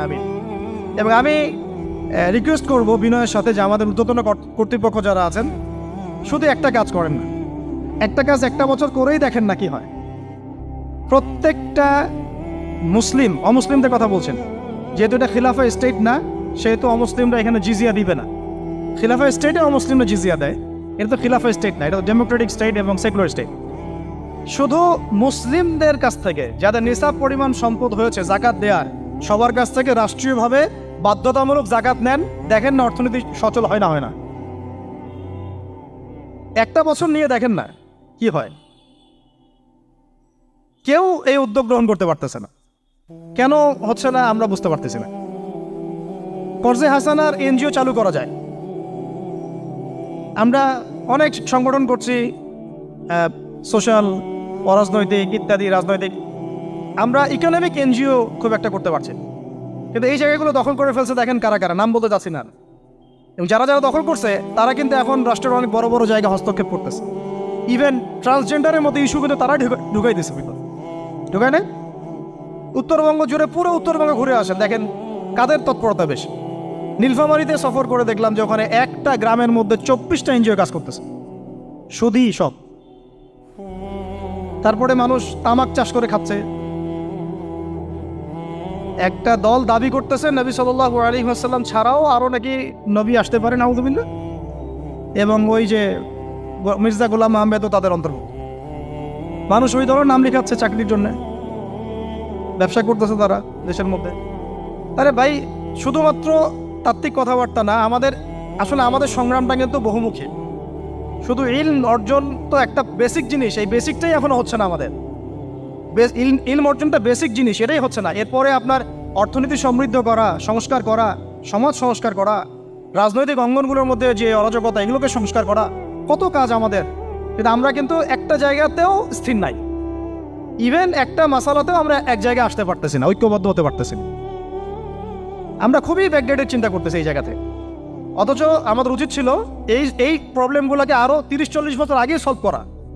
তাহলে এখন হয়তো আপনি ভালো কিছু পেতেন। আমাকে একটা প্রতিষ্ঠান দেখান যেখানে নুরানি থেকে নিয়ে, মানে নুরানি থেকে দাওরা বা ক্লাস নার্সারি থেকে মাস্টার্স, এরকম সিলসিলায় ইসলামিক শিক্ষা এবং জেনারেল শিক্ষাকে একত্রিত করে একটা সিলেবাস মেনটেন করে পড়ানো হচ্ছে। আমাকে কয়েকটা প্রতিষ্ঠানের নাম বলেন, আমি ওখানে আমার মেয়েকে ভর্তি করাবো। আমাকে দেন, রেডিমেড দেন, আমার ছেলেকে ভর্তি করাবো। আমরা ফিকির করতেছি না। এটা হওয়া উচিত ছিল বিগত 30 বছর আগেই। আমি আপনাদেরকে বলি যে প্রকাশনা সংস্থার ভাইরা আছেন অনেকে এখানে। ধরেন আমাদের রংপুরের কোনো ভাই আপনাদেরকে পুরো 1 বিঘা জমি দিল, বা ধরেন 5 বিঘা জমি দিয়ে দিল, ঠিক আছে?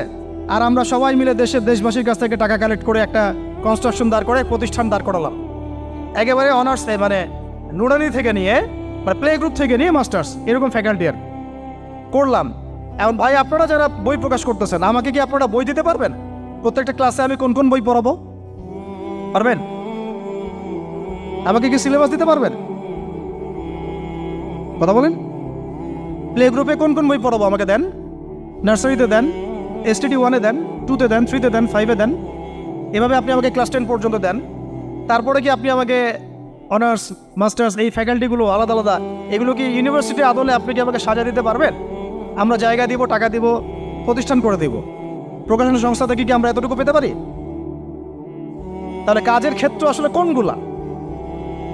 আজকে আদনান ভাইয়ের একটা বই নিয়ে পড়তেছেন, কালকে অমুক ওস্তাদের একটা বই নিয়ে পড়তেছেন, আজকে এইটা, কালকে সেইটা। কনস্ট্রাকটিভ পড়াশোনাটা কোথায়? ধরেন এই যে আমাদের এক ভাই, পরিচিত ভাই, ওই ভাই যদি বলে যে আমি ভাই একসময় দিনের পথে ছিলাম না, এখন ইসলামের পথে আসছি, তো আমি এখন আলেম হইতে চাই। কি হইতে চাই? আলেম হইতে চাই, কিন্তু আমার মাদ্রাসায় পড়ার কোনো সুব্যবস্থা নাই। আচ্ছা, এখন কি তাকে আমরা 5 বছর বা 10 বছরের মধ্যে আলেমের সমপর্যায়ে নিয়ে যেতে কি পারবো? সেই সিলেবাস কি আমার কাছে আছে? বলেন। অথচ বিশ্বাস করেন, আরবি ভাষা না জানলে কেউ কোরআন জানতে পারবেই না। আমি এখন এটা শক্ত করে বলি যে কোরআন শেখা যেমন ফরজ, আরবি ভাষাটা শিক্ষা করাও ওয়াজিব। এখন আমাদের 80% জেনারেল শিক্ষিত ছেলেপেলে কিভাবে আরবি শিখবে? কিভাবে তারা আকীদা শিখবে? কিভাবে তারা কোরআনের তাজবিদ শিখবে, তাদাব্বুর শিখবে, তাফসির শিখবে, হাদিসের এরাব দেওয়া শিখবে, এবারত পড়া শিখবে, কিভাবে তারা নাহু সরফের জ্ঞান অর্জন করবে, কিভাবে তারা উসুলের জ্ঞান অর্জন করবে, কিভাবেই বা তারা বড় বড় ধরেন ফেকা শাস্ত্রের জ্ঞান, তারপরে এদিকে উসুলে হাদিসের জ্ঞান, তাফসিরের জ্ঞান, আরও বড় বড় ফ্যাকাল্টিগুলো, কিভাবে তারা বড় পর্যায়ের আলেম হবে আমাকে বলেন। প্রোডাক্ট দেন, প্রোডাক্ট, এবং এমন এমন আলেমের প্রোডাক্ট যে আলেমরা সারা ওয়ার্ল্ডকে ডিল করতে পারে, মানে ইন্টারন্যাশনাল স্কলার। এখান থেকে যাবে ইউকেতে গিয়ে দাওয়াতি কাজ করে আসবে, অস্ট্রেলিয়ায় গিয়ে দাওয়াতি কাজ করে আসবে, মালয়েশিয়ায় গিয়ে দাওয়াতি কাজ করে আসবে, আন্তর্জাতিক মানের আলেম আমরা কি জেনারেল শিক্ষিত ব্যাকগ্রাউন্ড থেকে তৈরি করতে পারবো? পারছি কি? আর আপনারা আমাকে বলেন তো ভাই, যে কত পার্সেন্ট মানুষ জেনারেল শিক্ষিত আর কত পার্সেন্ট মানুষ মাদ্রাসায় শিক্ষিত? কাদের পরিসংখ্যানটা বেশি? তারা কি, তাদের কোনো অবদান রাখার কোনো সুযোগ নাই? এখন যদি এই ক্লাসিক্যাল পড়াশোনা না হয়, ইলমের এই গভীরতায় না যায় এবং বড় বড় ওলামায়ে কেরামদের সোহবতে তারা না আসে, তাহলে কিভাবে তারা বিশুদ্ধ ইসলাম শিখবে আর প্রচার করবে আর প্রতিষ্ঠা করবে? তো প্রশ্ন কিছু করে গেলাম। আজকে প্রশ্নগুলো রেখে যাচ্ছে এই কারণে, যেগুলো নিয়ে আপনারা ভাববেন যে আপনারা আমাকে একটা ইসলামিক ইউনিভার্সিটি করার মতো বইপত্র আমাকে বানায় দেন না। দায়িত্ব নেন কেউ, আপনারা সবাই মিলে দায়িত্ব নেন। আমি এখানে একটা স্কুল আছে আমাদের ছোট্ট, তহাজিন নুরাইন ইসলামিক স্কুল। এই স্কুল আমরা করেছি প্লে, নার্সারি, কেজি 1, 2, 3, 4, 5 এতটুকু। ট্রাইলিঙ্গুয়াল, মানে বাংলা মিডিয়াম, আর Bangla medium English version, medium না ইংলিশ ভার্সন, আর অ্যারাবিক। এই সিলেবাসটুকু করতে, এই 8টা ক্লাসের সিলেবাস করতে আমাকে 7 দিন 8 দিন একেবারে বাংলা বাজার ঘাটাঘাটি করে, ওই আমরা আগে তো ইংলিশ মিডিয়ামে পড়াশোনা করতাম, ওই অক্সফোর্ডের বই ঘাটাঘাটি করো, ব্রিটিশ কাউন্সিলের বই ঘাটাঘাটি করো, তারপরে ওদের ম্যাথামেটিক্স, ওদের সায়েন্স, আবার এই মাদ্রাসার অ্যারাবিক, আবার এই সরকারি কারিকুলামের বই, এগুলো ঘাটতে ঘাটতে ঘাটতে একটা সিলেবাস আমরা দাঁড় করাতে পারছি। মাত্র 5টা ক্লাস পড়তে পারবে। এরপরে এটা করতে গিয়ে যে দেখলাম যে আসলে এগুলোর যে এত ঘাটতি আছে বাজারে, রেডিমেড কোনো প্রোডাক্ট এগুলোর নাই। ঘুরে ফিরে কি সেই আমরা একই জিনিসই চর্চা করতে থাকবো, নাকি আমরা একটু বহির্বিশ্বে যেভাবে দিন প্রচার হচ্ছে এই মান দিতে পারি? এটা আমাদের উচিত না করার কাজটা? হ্যাঁ, এটা তো আমাদের হাতে রাষ্ট্রীয় ক্ষমতা নাই, থাকলে না হয় উপরের লেভেল থেকে এগুলো করা যায় খুব সহজ। বরং উপরের লেভেলে যারা আছেন তারা তো আরও ট্রান্সজেন্ডার ঢুকাচ্ছেন, আপনারা তো এলজিবিটি ঢুকাচ্ছেন। তাহলে এই কাজগুলো কাদের করতে হবে? তাহলে বেসরকারিভাবে করতে হবে। এখন আমরা যারা বইকে ভালোবাসি, জ্ঞানকে ভালোবাসি, আল্লাহকে ভালোবাসি, রাসূলকে ভালোবাসি, চাই যে আমরা যা করছি আমাদের পরের প্রজন্মটা মানুষের মতো মানুষ হোক।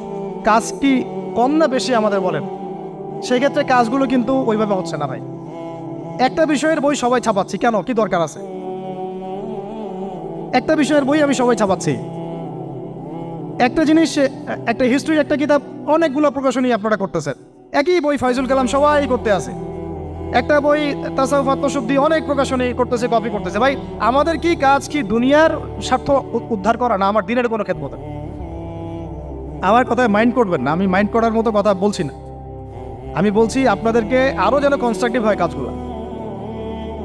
মানে আপনাদের সাথে আমি বসবো ইনশাল্লাহ আবার আলাদা করে, যে একটা আমাকে পুরো শিক্ষা ফর্মুলা আমাকে দিবেন, মানে প্রত্যেকটা ক্লাসের বই রেডি করে দিবেন, যাতে আমরা প্রতিষ্ঠান বানালেই একদম পুরা কমসে কম ক্লাস 1 থেকে 10 ঢেলে দিতে পারি, আমার পরিশ্রম করতে না হয়।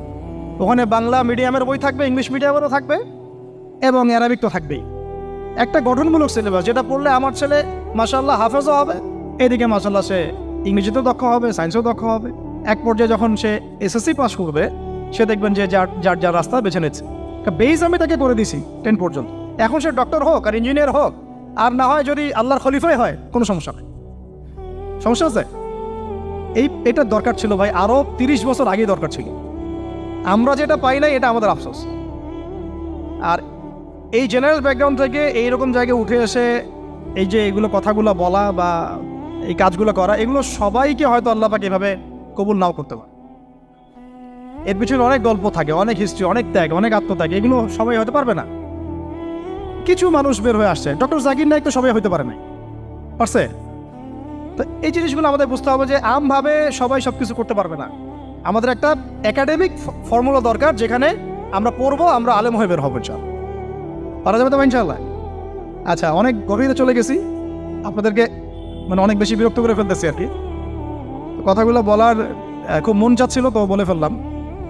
আর আমরা চাচ্ছি কথাগুলো সবার কাছে পৌঁছাক, যাতে করে অন্তত বিভাগীয় শহরগুলা, অন্তত ঢাকা, রংপুর, রাজশাহী, মানে বড় বড় শহর আমাদের চট্টগ্রাম, কক্সবাজার ইত্যাদি ইত্যাদি বড় বড় শহরগুলোতে যদি একটা করে এরকম একটা করে প্রতিষ্ঠান থাকে, যেখানে আপনি পুরো জেনারেল শিক্ষা এবং ইসলামী শিক্ষা দুটোকে সমন্বয় করে এবং এই মানে দ্বিমুখী শিক্ষার মেরুকরণটাকে দূর করে একটা কনস্ট্রাকটিভ সিলেবাস দিতে পারেন, দেখবেন আজকে না হোক, আজকে থেকে 10 থেকে 15 বছর পরে আমাদের ছেলে মেয়েদের একটা প্রজন্ম আসবে, দেখবেন ইনশাআল্লাহ ওরা আমাদের চেয়ে অনেক ডিনামাইট হবে। এই যে আজকে অনেকগুলো আয়াত বললাম, অনেকে হয়তো জানেন না বা পড়েন নাই, ওরা বলতেই বুঝে ফেলবে কোন সূরায় আছে। হবে না? সম্ভব। আর যদি না করতে পারি তাহলে ঘুরে ফিরে ওই একই অবস্থা। ওইটা দিয়ে হবে না ভাই। এই মানে ইসলাম বিষয়টা কি, এটা এমন না যে কিছু অংশ নিলাম কিছু অংশ নিব না, এটা এমন না। নিলে ভাই নেওয়ার মতো নেওয়া লাগে। উদখুলু ফিস-সিলমি কাফা, একেবারে পরিপূর্ণরূপে দিনে প্রবেশ করেন। সিরিয়াসলি নেন, চান্স তো একটাই। আল্লাহ পাক আমাদের কথাগুলো বোঝার তৌফিক দান করুন। আর আমাদের সন্তানদের সাথে তো আমরা এটা হতে দিতে পারি না। আমরা না হয় অনেক সময় নষ্ট করে ফেলছি। আমরা এই টাউন হলে বসে চা খাইছি, আড্ডা মারছি একসময়, স্কুলে পড়ার সময়, কলেজে পড়ার সময়। এবং এখানে কি হয় না হয় আমি খুব ভালো করে জানি। এবং আমারও সময় এমন কিছু হতো না যেটা এখন হোমোসেক্সুয়ালিটি, এখন এখানে হোমোসেক্সুয়ালিটি হয়।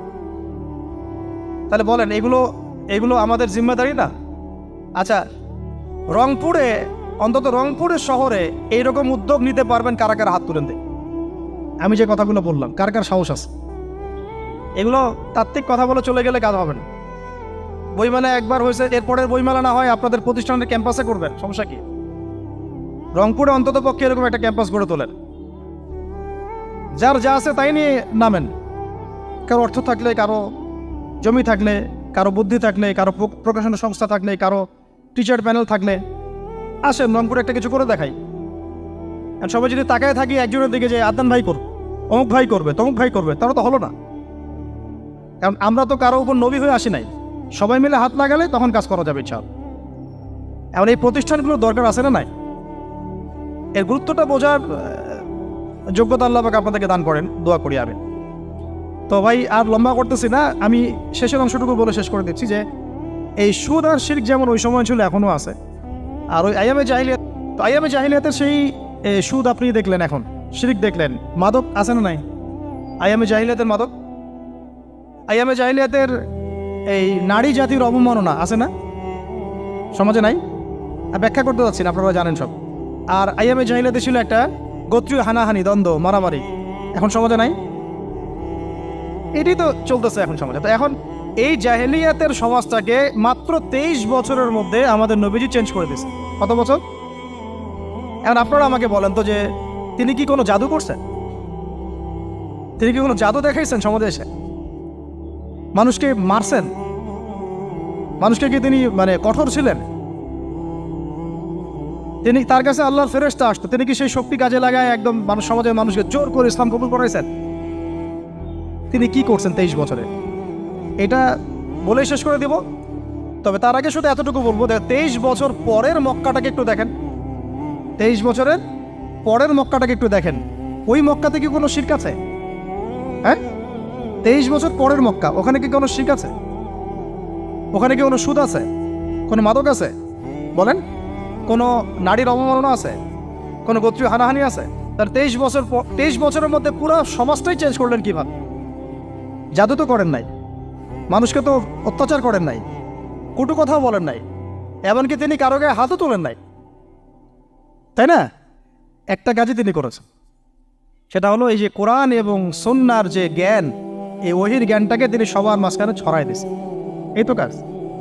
তারপরে সেই জ্ঞান যখন মানুষ শিখেছে, তার উপরে আমল করেছে, এবং সেই জ্ঞান এর উৎস আল্লাহ রাব্বুল আলামিন, তার কাছে আত্মসমর্পণ করেছে, নবীর কাছ থেকে আত্মশুদ্ধি অর্জন করেছে, এবং হালাল খেয়েছে, পরিবার গঠন করেছে, প্রজন্মকে তৈরি করেছে, সৎ কাজে আদেশ করেছেন, অসৎ কাজে নিষেধ করেছেন, প্রয়োজনে কখনো হিজরত করেছেন, কখনো মার খেয়েছেন, কখনো সবর করেছেন, কখনো বা জিহাদও করেছেন। এভাবে আস্তে আস্তে পুরো আরবের মধ্যে দিনটা প্রতিষ্ঠা হয়ে গেল। তাহলে মূল উৎসটা কী ছিল? জ্ঞান। মূল উৎসটা কী ছিল বলেন? জ্ঞান। আর এই জ্ঞানটার চর্চায় আমাদের সবাইকে করতে হবে। আল্লাহ পাক আমাদেরকে তৌফিক দান করে দেন। এর চর্চা করতে গেলে আমাদের সমাজে এখন দুইটা রাস্তা, এর বাইরে আপনি কোনো রাস্তা দেখবেন না, হয় মাদ্রাসা ব্যাকগ্রাউন্ড অথবা জেনারেল ব্যাকগ্রাউন্ড, এই তো। সমন্বিত কোনো প্রচেষ্টা খুব বেশি দেখা যাচ্ছে। আজকে আমার কথা বলার মধ্যে একটা অন্যতম একটা গুরুত্বপূর্ণ পার্ট হচ্ছে সমন্বিত প্রচেষ্টা এখন থেকে নেওয়া উচিত। এতে আপনারা এগ্রি করেন না করেন না? যদি এগ্রি করেন তাহলে প্রত্যেকটা জায়গায় এরকম কিছু কিছু প্রতিষ্ঠান গড়ে তোলার চেষ্টা করেন। ইনশাআল্লাহ আজকে না হোক, আজকে থেকে 10-15 বছর পরে ফলাফল পাওয়া যাবে। ঠিক আছে ভাই? আল্লাহ পাক আমাদেরকে বোঝার তৌফিক দান করেন। শেষ করার আগে খালি কয়েকটা সাবজেক্ট বলবো। এখন যারা জেনারেল স্টুডেন্ট, আপনাদের তো মাদ্রাসায় যাওয়ার কোনো সুযোগ নাই, বা গেলেও আপনারা একাডেমিক্যালি পড়তে পারেন না। তাই আমি কয়েকটা সাবজেক্ট বলে দিচ্ছি, এই সাবজেক্টগুলো ধরে ধরে বই কিনবেন এই বইমেলা থেকে। ঠিক আছে? অন্তত প্রত্যেকটা সাবজেক্টের একটা করে বই কিনবেন। রাজি আছেন? রাজি নাই? অন্তত প্রত্যেকটা সাবজেক্টের একটা করে বই কিনবেন। সাবজেক্ট 1 নম্বর হচ্ছে আল কোরআন। 1 নম্বর কি? আপনাকে কোরআন তেলাওয়াত করা শিখতে হবে। কোরআন তেলাওয়াত শেখার কি বই আছে খুঁজে বের করেন। আর এটা একা শিখতে পারবেন না, এটা নিয়ে গিয়ে কোনো ওস্তাদের কাছে বসে পড়তে হবে। এটা খুব খেয়াল রাখবেন আপনারা, একা একা বই পড়ে কখনো আলেম হয়ে যাওয়া যাবে না, বরং তখন বিভ্রান্ত হওয়ার সুযোগ বেশি থাকে। বই থাকবে, এটা আপনার গাইডেন্স, কিন্তু আপনার একজন মুরব্বী আলেম লাগবে। যে কোনো কাজ মুরব্বীদের সাথে মশওয়ারা না করে করলেই সমস্যা। কারণ আমরা তো দিন সম্পর্কে তেমন কিছু জানিই না রে ভাই। সমুদ্রে ডুব দিলে বুঝবেন যে গভীরতা কত বেশি। এখন আমরা ডুবই দেই নাই, এই জন্য মনে হয় যে আমি সবই জানি। ঠিক আছে? ডুব না দিলে আমার কাছে মনে হয় যে আমি তো সবই জানি। ডুব দিলে বুঝবেন যে আপনি কিছুই জানেন না, আমি কিছুই জানি না। 1 নম্বর সাবজেক্ট ভাই কোরআনের তেলাওয়াত শিখতে হবে। রাজি আছেন তো ইনশাল্লাহ? তাহলে এই বইগুলো কিনেন। 2 নম্বর হচ্ছে এই কোরআনের মানে ব্যাকরণ শেখার বইগুলো কিনবেন। কোরআনের ব্যাকরণ শেখার আরবি ভাষা সাহিত্যের বই কিছু কিনবেন। এই বইগুলো আপনাকে ওস্তাদদের কাছে গিয়ে পড়তে হবে। ঠিক আছে? এরপরে কিনবেন কোরআনের কিছু তাফসির, সহজ। মনে করেন একটা তাফসির নেন সহজ। কেউ মারিফুল কোরআন কিনেছেন, হয়তো কেউ সহজে অনুবাদ হয়েছে জালালাইন একটা কিনেছেন, কেউ হয়তো তাওজিউল কোরআন কিনেছেন। একটা তাফসির বাসায় রাখেন অন্তত। ঠিক আছে? এটা হলো 3টা। 4 নম্বর হচ্ছে হাদিসের অন্তত একটা বই কিনেন আজকে। হাদিসের সহজ কিতাব কিনবেন। অনেকে দেখা যায় যে ভাই একেবারে হেদায়েত পেয়ে সহিহ বুখারী নিয়ে বসে যান। একেবারেই গলত কাজ আপনাদের, একেবারেই গলত কাজ। সহিহ বুখারী পড়তে গেলে 12 বছর সময় লাগে মানুষ। ওই লেভেলে যাইতে একটা মানুষের 12 বছর সময় লাগে। ওটা সবার প্রথমে ওটা খুললে তো আপনি হাদিস বুঝবেনই না। মনে হবে যে হাদিস কোরআনের সাথে সাংঘর্ষিক, এরকম মনে হবে। সহজ থেকে 1 লাফে কি আমরা ক্লাস 10-এ যাই? আগে তো ক্লাস 1-এ ভর্তি হয়েছেন, তাহলে হাদিসের শাস্ত্রে আসছেন, আগে বুখারী ধরতে গেলেন কেন? সবার আগে আপনি মৌলিক কিছু হাদিসে আরবাইন কিনেন, ফয়জুল কালাম কিনেন, আস্তে আস্তে আপনি বুলুগুল মারামে যান, রিয়াদুস সালিহিনে যান, মিশকাতে যান, আস্তে আস্তে আপনি তিরমিজি নাসাই করতে করতে সহিহ বুখারীতে যাবেন, সমস্যা নাই। ঠিক আছে? হাদিস আরেকটা বললাম, কটা হলো? 4টা-5টা। হ্যাঁ, আগে বল কি? কোরআন, আরবি ভাষা সাহিত্য, তারপরে তাফসীর আর হাদিস। 4টা বলেছে। 5 নম্বর হচ্ছে সিরাত। 5 নম্বর কি? নবীর জীবনী যে পড়ে নাই সে নবীকে চিনে না। নবীর জীবনী না পড়লে না কোরআন বুঝতে পারবে না আর হাদিস বুঝতে পারবে। তো নবীর জীবনের অন্তত একটা বই কিনে যান এখান থেকে, অন্তত একটা। 60টা কি 70টা নবীর জীবনী আছে এই বইমেলাগুলোতে, খুলে দেখেন। আমার কাছে সবগুলোই আছে। এই চট্টগ্রামে ভাইরা যখন ছিলেন লালখানে কয়দিন আগে, আমি ভাইদের কাছ থেকে বই কিনেছি, নিজে কিনেছি প্রায় 70,000 টাকা একদিনেই। আর ওনারা আমাকে হাদিয়া দিয়েছেন মনে হয় আরো 30,000 টাকার হবে। তো এক পুরো বই ব্যাগ গাড়ি ভর্তি। তো প্রায় 60, আমি গুনে দেখলাম যে প্রায় 50 থেকে 60টা সিরাতের কিতাব আছে বাজারে। একটা তো কিনেন, অন্তত একটা সিরাতের কিতাব তো অন্তত কিনেন। তারপরে ইসলামের ইতিহাসের বই কিনেন। 6 নম্বর ইসলামের ইতিহাসের বই কিনেন। 7 নম্বর ইতিহাস না জানলে কিন্তু আমরা শেকড় চিনতে পারবো না। 7 নম্বর হচ্ছে এই 4 খলিফার জীবনী, সাহাবীদের জীবনী, তাবেঈদের জীবনী, ইমামদের জীবনী, এগুলো কিনেন। 8 নম্বর হচ্ছে ইসলামী অর্থনীতির কিছু বই কিনেন, ইসলামী অর্থনীতির। 9 নম্বর হচ্ছে এই ইসলামিক জিওপলিটিক্সের কিছু বই কিনেন। এই বইগুলো কিছুটা কম, আমি এটা ভাইদেরকে বলবো যে এগুলো ছাপানোর চেষ্টা করেন বেশি বেশি। আর 10 নম্বর হচ্ছে ইসলামী ফিকহের যে মাসলা মাসাইলগুলো জানার জন্য কিছু বই আছে, এইগুলো। এই 10টা সাবজেক্টের বই একটা একটা করে কিনে বাসায় চলে। আর একটা নসিহত করবো, বরেণ্য আলেমদের বই পড়বেন। মানে আমি একটা বই ধরেন কালকে বের করে ফেললাম, ভাই আবু তো আদনান ভাই লিখছে বলেই যে আপনাকে ওটা কিনতে হবে জরুরি না, এটা জরুরি না। সবার আগে আপনি বড় বড় বরেণ্য আলেমদের বইগুলো আগে পড়বেন। তারপরে আপনার একটা মেজাজ এমনি তৈরি হয়ে যাবে যে কোনটা হক আর কোনটা বাতিল, এটা আপনি নিজেই বুঝতে পারবেন তখন।